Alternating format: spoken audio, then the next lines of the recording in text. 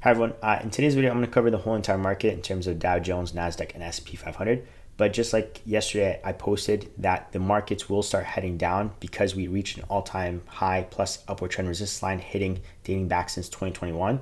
So tested it here in 2021, tested it here again second time, third time, and fourth time. And when I zoom in here, you'll see 4 touch points as well. So this upward trend resistance line is holding true, and we are heading down to the downside, potentially to this upward trend support level that we've bounced a bunch of times.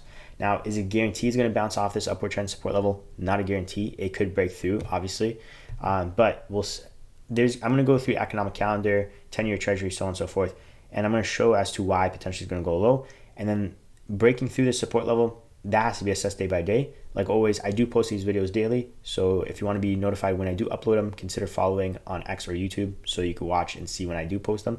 But the main thing is, though, because in my opinion it is an election year, I don't think that it will break through crazy levels, but anything's possible, and we could come back to these moving averages, right? But yeah, so I'm going to assess the Dow Jones, Nasdaq, and S&P 500, specifically SPY ETF for S&P 500 and QQQ ETF for Nasdaq. Hopefully you guys like the video. Hopefully you guys enjoy it. If you do find it beneficial towards the end, consider dropping a like. It does help the channel, so thank you so much for that. I do appreciate it. First, I'm going to start off with economic calendar, and then I'm going to go through the analysis after that. So for Friday, May 24th, we have 8:30 a.m. durable goods and orders. Then we have durable goods minus transportation. And then at 9:35 a.m. we have Fed Gov Christopher Whaler speak. And at 10 a.m. we have consumer sentiment final at 10 a.m. Now, the one thing, though, to keep in mind, I think the markets, even if they do subside / consolidate sideways a little bit, by Friday, May 31st, you have to pay attention that the PCE numbers are coming out. That's inflation Fed calculation numbers, which tend to be considered more accurate than CPI and PPI, just FYI. So just keep that in mind, that even if we do consolidate sideways, and there will be up days. So just because it is going down, let me just draw it out a little bit. Just because it's going down and ultimately you're thinking that maybe it's going to come back down to this upward trend support level, doesn't mean it's going to be a clean drop. It could literally consolidate a little bit, have a little bit of up days, and then come down, and then up days, and so on and so forth, and then bounce up, right?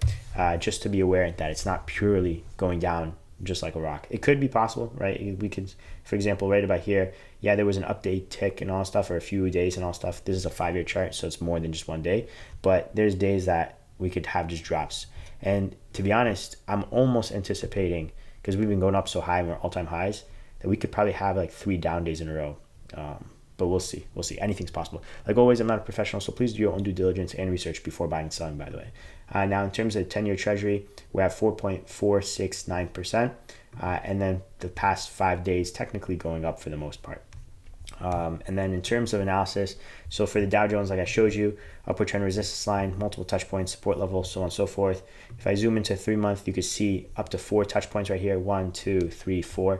In terms of downward trend movement, in terms of the 5-year, the reason why I'm thinking more downside's coming, just to be clear and show you, is if you look at the 5-year chart, this kind of convinces me more. So we were technically in a crossover to bullish. This is the MACD line, and it ended up ticking more to the bearish movement. Now, again, because the Dow Jones is 30 large caps, right, I think this is going to be more, this projects more of the movement of the market, in my opinion, because these stocks tend to move the market because they're such large caps, right?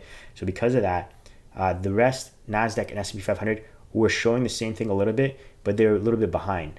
So they're going to start showing that they already showed the curve, but they don't show the red tick. So I think more the reason why I think more downside is coming, especially with the 1-year chart, MACD line, it is really close to crossing over to the bearish movement. Now, it is in the bullish territory still, but it's literally about to cross. And if you go to 6-month, 3-month, I believe they're already in the bearish, and bearish. So yeah, like, to be honest, it could consolidate until waiting until Friday inflation numbers, but we could just be on a 3-day red streak, right? Now, the markets are closed on Monday, so do keep that in mind for a holiday, Memorial Day. But these are the levels we're looking at for the Dow Jones for the time being, in case if you're just tracking the Dow Jones. We're at 39,065 points. The next potential stop, I would base it off moving averages personally, but 38,778 points. And the next one I was thinking that most likely would bounce off of potentially. Okay, it's not really showing it, but it's 38,884 for the moving average here. But when I checked it with based off potential support levels as well in terms of horizontal, it was about 38,500 give or take. But I forgot which moving average was I reviewing. It might have been the year to date or 1 year. It might have been the 1 year, but No, it's not. Okay, but either way, when I checked the horizontal, it was about 38,500, give or take, ballpark price point, and then that coincided with moving average as well. So when I calculated it, it was over 1% drop still from the current price right now. So we have another 1% drop, and then potentially bounce up a little bit. But again, like I stated, ultimately I think we're heading down to support level, give or take, hovering around the price points. But there will be updates too. It's not just straight down. It is possible to go straight down. I'm just saying, most likely if we have updates, I think we'd bounce off the 38,500 points, give or take, just a little bit as a one-day update. Now, in terms of S&P and QQQ, actually, wait, before I get into that, in case you're optimistic, we're going to the upside, hitting the resistance level again, potentially going back up, because that is possible, and that's a good thing to cover. In terms of moving average, first, we'd have to pass 39,439 points. Then we'd have to pass 39,787 points.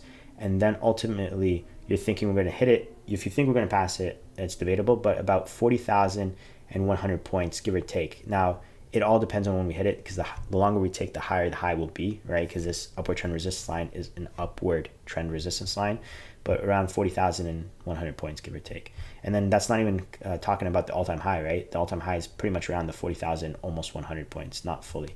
Now, in terms of S&P 500, I'll cover QQQ first, or actually S&P 500 first, and then QQQ.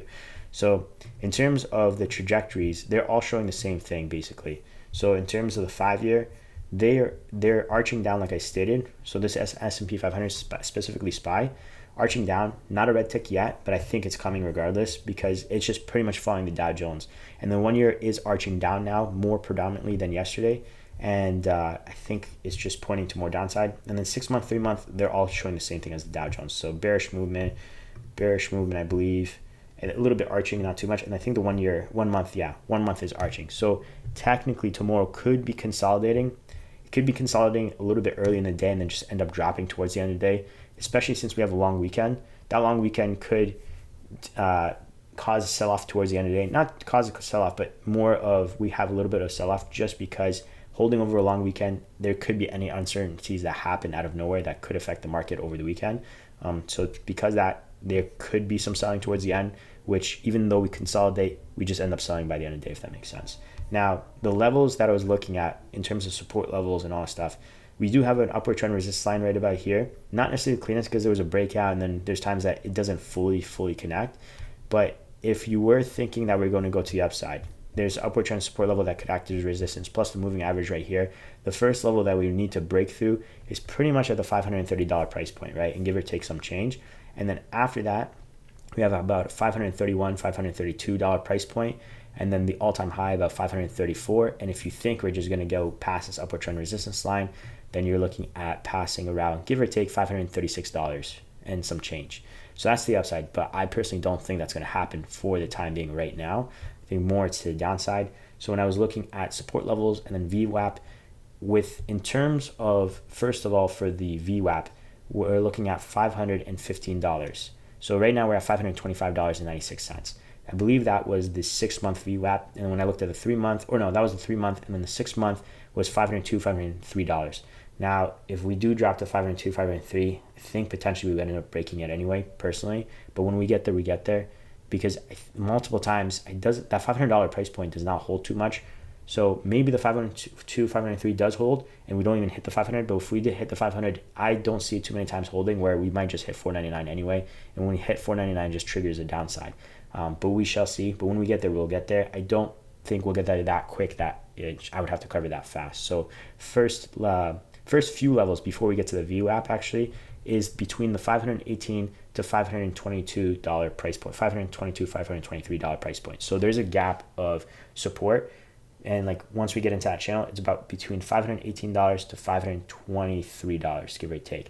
So that would cause us a good amount of support. We'll probably consolidate there. And then after we break through that, then we'll have to worry about, will we bounce off of 515, which I think we will, and then potentially go down to $503. Now the question is, will we bounce off the 503?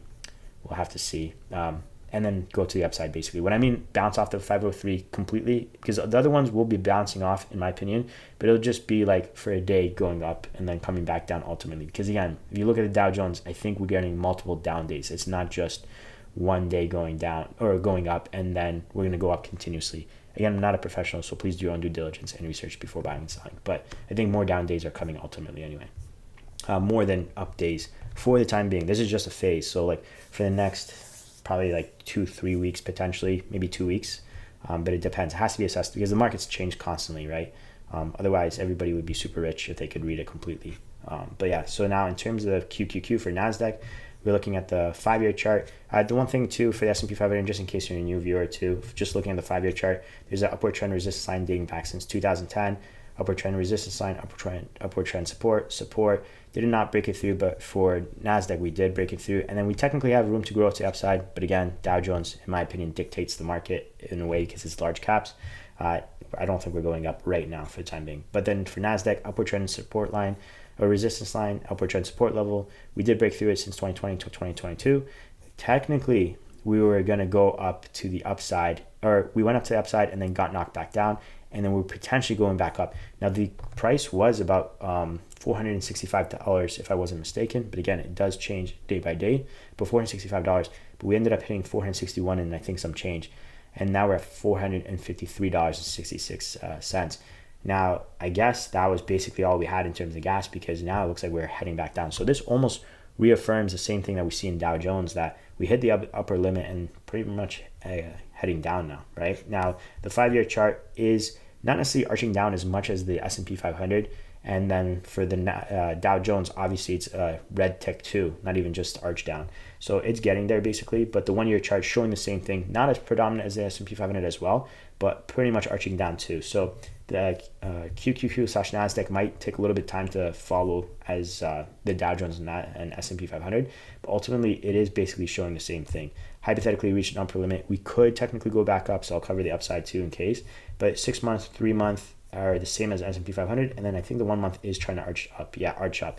So again, tomorrow could be consolidate, but because it's a long weekend, I think we might see a sell-off towards the end of the day, just because long weekends there could be uncertainties that happen over the weekend that potentially could affect the market when it opens the next trading day, which is Tuesday, right? So in terms of potential levels, first I'll cover the upside just in case, if you think that we're going to go to the upside. So let me go to the 3 month. And then in terms of moving averages, pretty much we have to pass $455.83, $454.42, give or take. So about within that channel, which I guess coincides pretty much. So $456, I would say, because horizontally you can see a couple ticks right about here, and then pretty strong is $455. So $456 would be quite a bit of resistance, $457. Then 459, which is 460 basically, and then the all-time high about $461 to $462 price point. Now, once we pass that, you're expecting the upward trend resistance line dating back since 2010 to pretty much stop you. And again, that changes day by day, because the longer it takes, the higher the high will be, because upward trend resistance line. So it's about $465 and some change. So let's just say $466. Now, I personally don't think we're going to be going up. More likely, if best case scenario, consolidate personally, but if you're optimistic, then more power to you. But in terms of the upward trend resistance line / support level, so you could see a bunch, not really great touch points here, but mainly here. So resistance, support, resistance, and a couple of resistance, not the cleanest, but it's there. Horizontal resistance line that could act as support. So if we were to drop, basically we could find support at the 451, but I don't really expect it to hold that much. The 450 for sure, obviously clean numbers will always act as support, which coincides with this dip right here, which is about 449 and some change. But I think this upward trend support line could hold us, which is about 449. So 449, 450 will be pretty much a point that will be stopped at. I don't think we'll necessarily drop too quick, because we do have support at the moving average as well at the $448.60. So it's a lot of support right about there. So basically between 448 to 450, unless it's all doom and gloom like crazy. Then we have the horizontal at 447 and some change, so 447 and 22 cents. And then I think that would be personally, I don't know, unless it's crazy bad on Friday, because option contracts do close too and all that stuff, but there is daily option contracts, so I don't think necessarily that moves the market too much as it used to. But if you think all is doom and gloom, then we'll obviously be heading lower. But if I'll cover the extreme low, So basically hitting the moving average of $438.22. Now in terms of VWAP, it was showing when I checked the 3 month, the 3 months showed for the VWAP $436. So I guess it kind of goes close to 438, but I think more it would be more of the channel. So the channel in terms of support, you can see right about here, multiple touch points dropping right about here in this area. So horizontally, you can see just a bunch of drops and bounce backs. So that coincides between the $434 to ultimately going up to the top side of resistance, 440. So between 434 to 440, I think we'll be bouncing back and forth and probably consolidating there for the time being until Friday, the PCE number that comes out on May 31st. Again, that is a more accurate Fed calculation, Fed inflation calculation numbers that come out, and that will dictate further downside or potentially a bounce to the upside. I do not think we're going to potentially bounce back up to the upside because inflation's at 3.4%, right? So the Fed wants to get to 2%, and in order to get to 2%, I don't think a rate cut is the best thing to do in terms of getting to 2%.